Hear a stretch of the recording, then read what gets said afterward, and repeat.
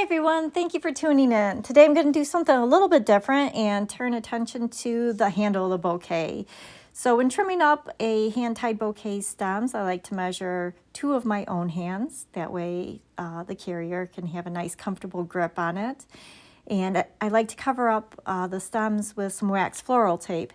A little tip is if you make a notch into the side of the floral tape there, it will keep it from unwinding too much on you, kind of like a roll of stamps where it just kind of explodes once you undo it. But if you put that little line in there, it'll keep it tight. So I went ahead and covered up the whole stem top to bottom with that wax floral tape so everything stays together nice and neat. And then when adding the ribbon, I'm going to run the tail down the length of the handle. I'm going to cover up that bottom and give it a 90-degree turn. I'll do a little bit of tucking, and then I'll start winding the ribbon up the side. And I think I do it again for you here. So it'll go down the length of the stem.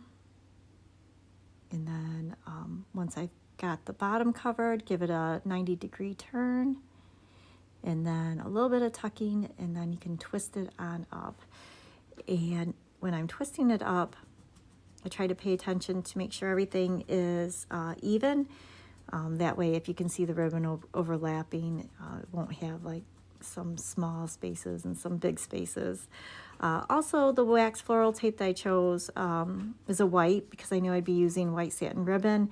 You can still use a green. You can use any color, actually, but it just, sometimes the ribbon's a little bit thinner and it will darken the color of the ribbon. So just to avoid that, I like to use a white when using a white satin ribbon on there.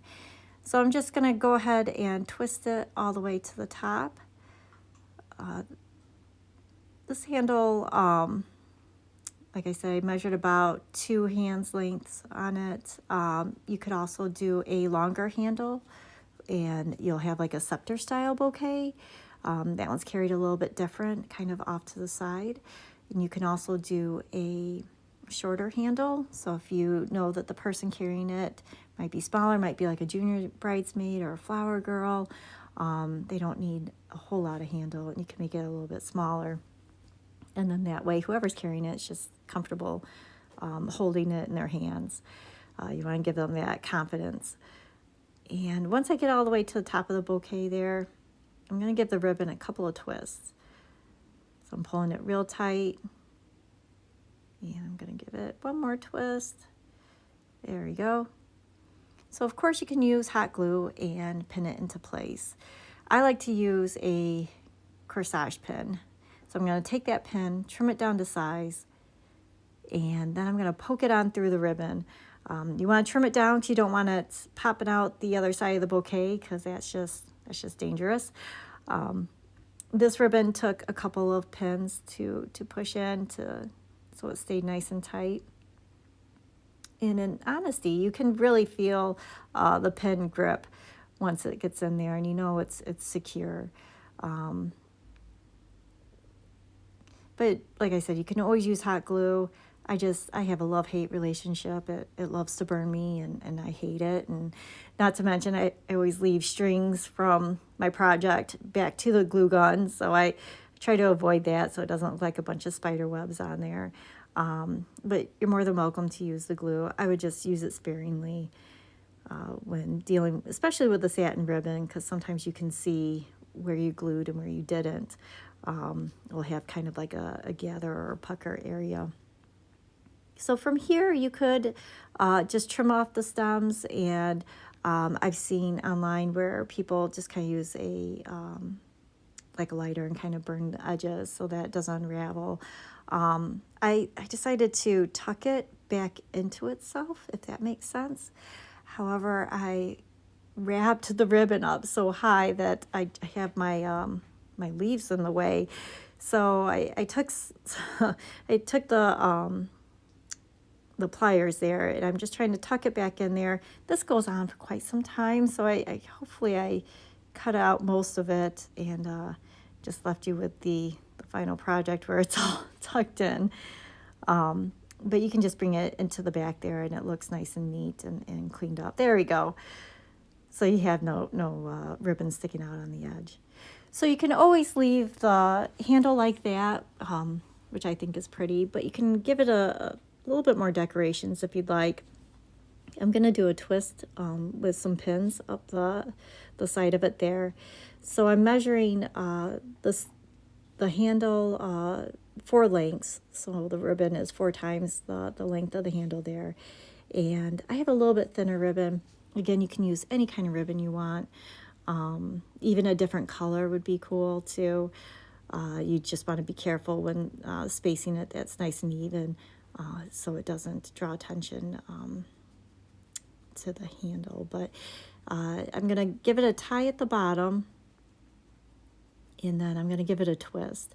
And this particular ribbon I'm using is shiny on one side, dull on the other. So I just got to be careful when twisting it that I keep that shiny side out. So it just has more of a consistency. And I'm going to repeat that where I cross in the front there and twist in the back a few more times.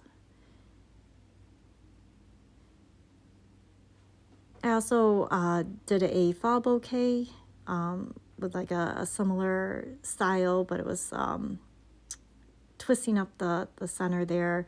It was actually like a thicker yarn, so it was kind of neat because you always think of sweater weather for fall, and using that kind of chunky knit going up was kind of neat.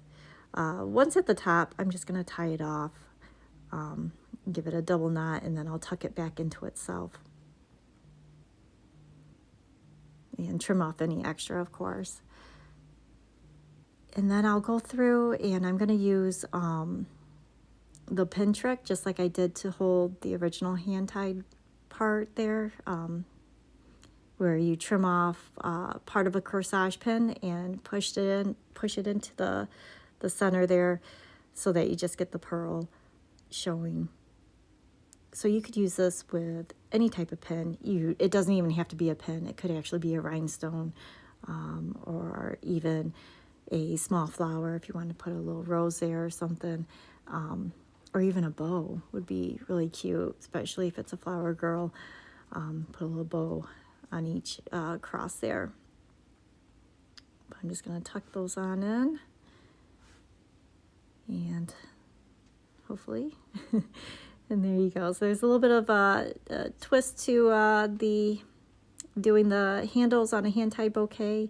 And I've got one more that I'm going to show you real quick. This one's already been wrapped with the satin ribbon. But just a idea of what else you could do is I got a roll of rhinestones. And I'll put the link in the descriptions leading to this rhinestone that I had purchased here. But this one I was just going to spiral on up the handle, going the same direction as the ribbons that I had twisted up. So I didn't want to conflict the twist, I guess. So I'm just going to wind that on up using a little bit of hot glue, which you've probably seen I already burnt myself on it. And I'll twist that all the way up to the top. And again, you could use the ribbon too to twist it up to the top as well. But once at the top, I'll just give it a little dab of glue. You might even be able to pin it with a pin if you didn't want to use hot glue. But I was just going to use the hot glue gun, just give it a little trim, and that's just kind of a quick and easy way to give it a little bit of bling, a little decoration on the handle of the bouquet there. So, all right, made it all the way to the end. Thank you so much for watching.